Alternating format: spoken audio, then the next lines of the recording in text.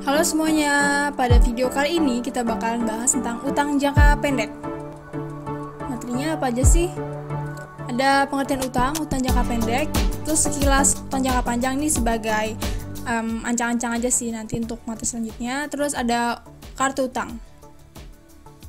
Nah, pengertian utang. Kewajiban atau utang adalah pengorbanan ekonomis yang wajib dilakukan oleh perusahaan di masa yang akan datang dalam bentuk penyerahan aktiva atau pemberian jasa yang disebabkan oleh tindakan atau transaksi sebelumnya. Umumnya itu berupa uang atau penyerahan produk pada waktu yang telah disepakati bersama antara pemberi utang maupun penerima utang. Contohnya itu ada diterima uang, barang atau jasa, ataupun pengakuan biaya. Selanjutnya, utang jangka pendek. Utang jangka pendek ini adalah utang yang jangka waktunya kurang dari 1 tahun ataupun dalam jangka waktu 1 tahun.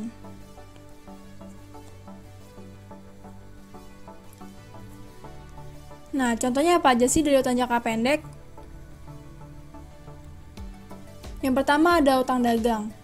Utang dagang ini timbul karena adanya pembelian, persediaan ataupun bahan-bahan produksi di mana pembayarannya dilakukan secara kredit atau pembayarannya berarti dilakukan pada masa yang akan datang.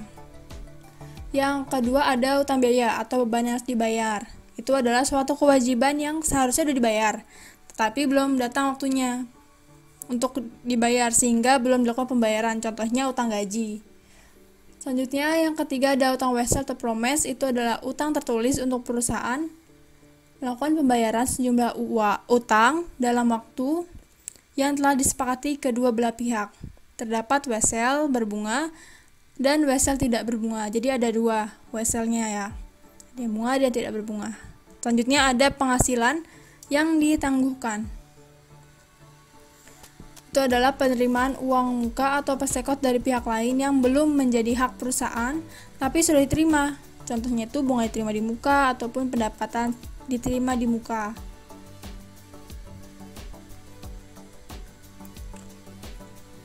Contoh selanjutnya ada utang dividen.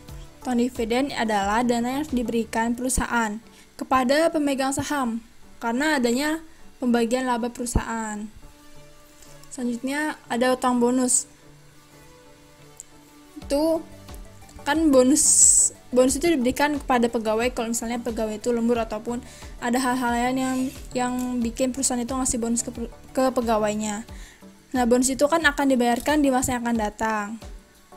Makanya utang bonus masuk ke utang jangka pendek. Selanjutnya ada utang garansi. Terkadang nih perusahaan itu kan memberikan garansi kepada konsumen untuk memperbaiki kekurangan atau kerusakan produknya. Nah, masalahnya garansi itu kan tidak diketahui ya jumlah pastinya. Tapi harus ditaksir duluan nih jumlahnya. Jadi kamu misalnya beli barang itu ada garansinya, tapi garansi itu kan nggak pasti kan, tergantung kerusakan atau kekurangan pada produknya. Makanya perusahaan itu melakukan taksiran utang garansi. Selanjutnya ada utang pajak hasilan. Ini bisa nggak pajak penghasilan aja sih, lebih ke arah utang pajak. Soalnya pajak macam-macam ya. Selanjutnya ada utang pajak ini artinya penaksiran jumlah yang dihitung berdasarkan laba yang diperoleh pada tahun tersebut, lalu dikalikan tarif pajak. Pajak nantinya dibayarkan kepada pemerintah. Karena dia belum dibayarin ke pemerintah, makanya dia masuk ke utang. Jadinya utang pajak.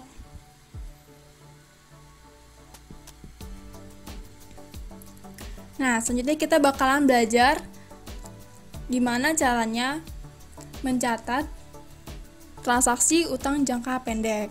Di sini ada PT Zafrozen memiliki transaksi yang berhubungan dengan utang jangka pendek sebagai berikut. Yang pertama, yang A, pembelian barang dagang dari PT Bakar sebesar Rp2 juta, syarat pembayarannya 2/10 N30.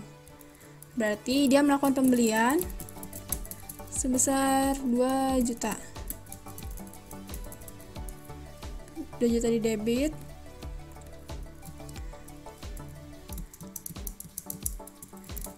pada utang dagang.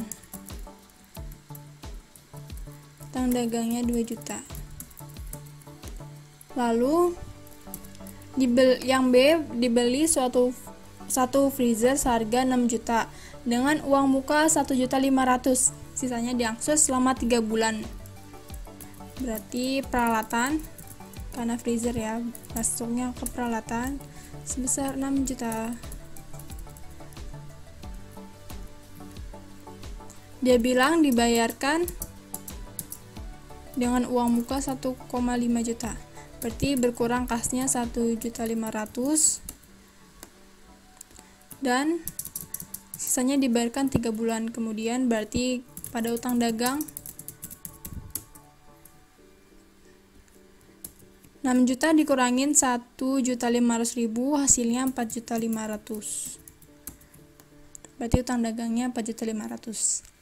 Selanjutnya yang C, dipinjam dari bank untuk tambahan modal usaha buka cabang sebesar 5 juta, termasuk dengan biaya administrasi dan provisi 2% dari pinjaman pokok. Berarti kas. Kita hitung bunganya dulu aja deh biar gampang.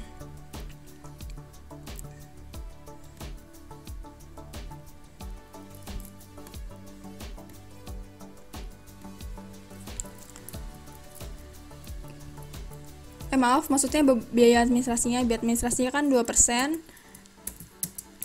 dikali 5 juta. Berarti hasilnya 100.000. Berarti di sini ada beban administrasi dan provisi sebesar 2 juta rupiah. Nah, kreditnya karena dia minjam ke bank berarti utang bank senilai 5 juta. Berarti kasnya jumlah pinjaman dari bank dikurangin bebannya harus ditanggung sama PT Asa Frozen. Berarti 5 juta dikurangin bukan 2 juta, 100.000, hasilnya 4.900.000.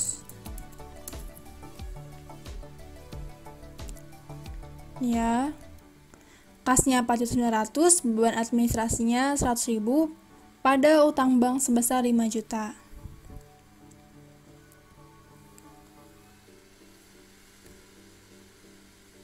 Selanjutnya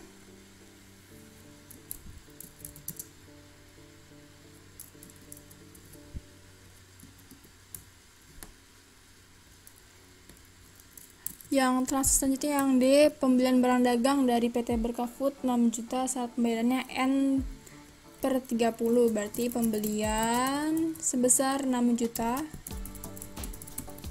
pada utang dagang sebesar 6 juta. Transaksi E, dibayar kepada PT Bakar sejumlah utang sebesar 2 juta dengan potongan 2%. Berarti kan PT Bakar yang transaksi A nih, dia syaratnya 2/10 N30. Berarti pas transaksi E dibayarkan ini masih dalam jangka waktu 10 hari ya, karena dia dapat potongan 2%. Berarti utang dagangnya berkurang sebesar 2 juta rupiah.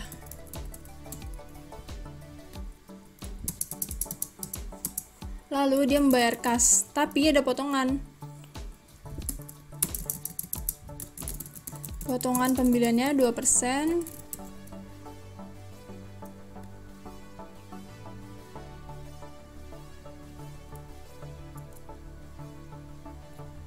% dari 2 juta hasilnya 40.000. Berarti kas yang harus dikeluarkan oleh PT Asa Frozen 2 juta dikurangin 40.000, hasilnya 1.960.000.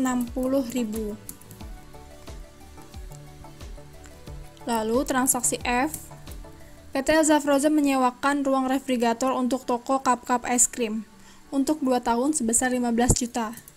Berarti PT Asa Frozen menerima kas yang telah dibayarkan oleh cup-cup es krim sebesar 15 juta Namun tokonya itu kan belum dikasih nih ke cup es krim selama 2 tahun itu, dia baru bayar doang nih. Berarti sewa diterima di muka. Jadi PT Asa Frozen telah menerima pembayaran sewa dari cup es krim, makanya kita pakai akun sewa diterima di muka. Artinya kita belum memberikan sewa tersebut kepada cup es krim.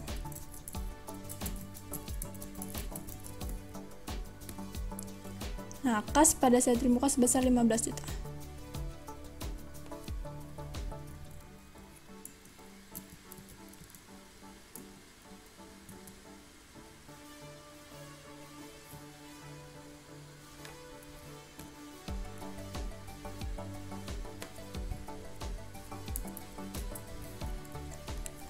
Transaksi selanjutnya ada dibayar kepada PT Berkah Food dengan wesel 10 hari sebesar 6 juta dengan bunga 12% per tahun. Berarti utang yang tadi sebelumnya sama PT Berkah, ternyata pas sudah 30 hari jatuh tempo dia malah dibayarkan dengan utang wesel. Berarti dibayarkan dengan surat wesel berarti utang dagang sebesar 6 juta pada utang wesel sebesar 6 juta. Selanjutnya, menerima penjualan tunai dari pelanggan sebesar 11 juta sudah termasuk PPN 10%. Berarti kas, karena dia udah termasuk 10%, berarti dia PPN-nya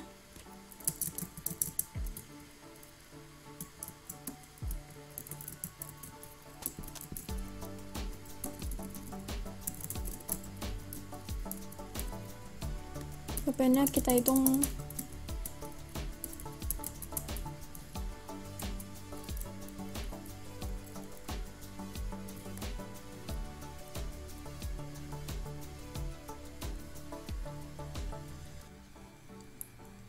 Selanjutnya, transaksi H. Transaksi H menerima penjualan tunai dari pelanggan sebesar 11 juta. Sudah termasuk PPN 10%. Berarti transaksi H kita kasnya kan menerima penjualan tunai dari pelanggan sebesar 11 juta. Berarti kas 11 juta pada penjualan 10 juta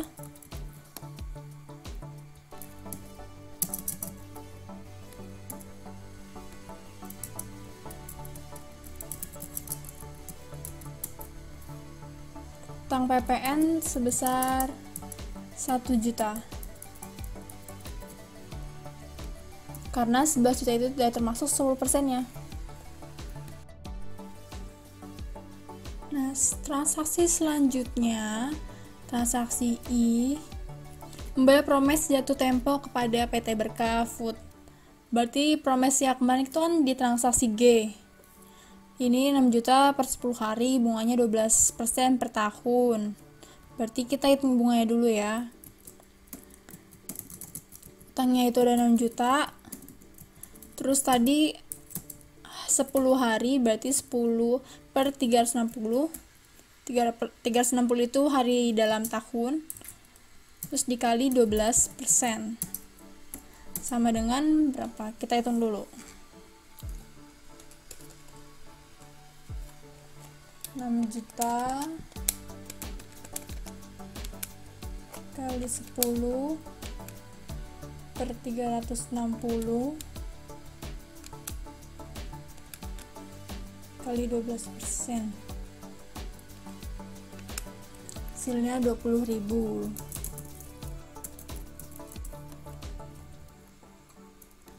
Berarti pencatatan jurnalnya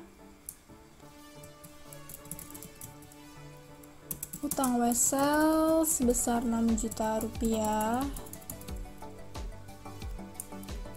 Lalu beban bunganya 20.000 pada kas sebesar 6.020.000. Sudah, selanjutnya transaksi J yang pertama. Transaksi J data penyesuaian. Gaji pegawai yang akan dibayarkan setiap tanggal 1 bulan berikutnya sebesar 10 juta, dipotong PPh 5%. Berarti beban gaji sebesar 10 juta pada utang gaji, karena dia baru dibayarkannya bulan berikutnya. Jadi utang gaji 9.500.000 ini dipotong sama utang pajak penghasilan 10 juta dikali 5%, hasilnya 500.000.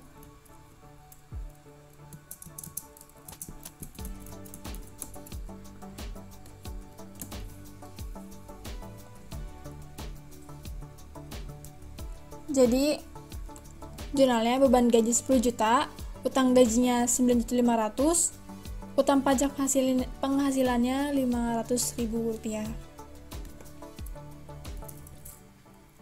Selanjutnya yang transaksi kedua.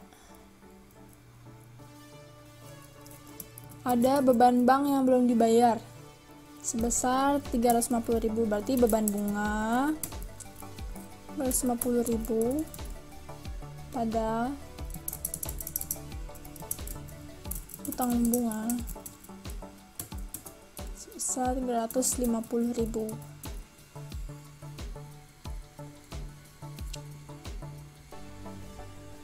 Sudah selesai pencatatan jurnal utang jangka pendek pada hari ini untuk PT Elsa Frozen.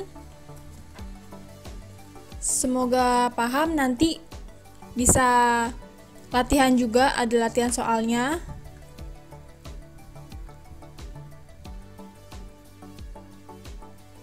Soalnya ini nanti kalian bisa download PPT-nya di link dalam captionnya ya, untuk kalian latihan soal.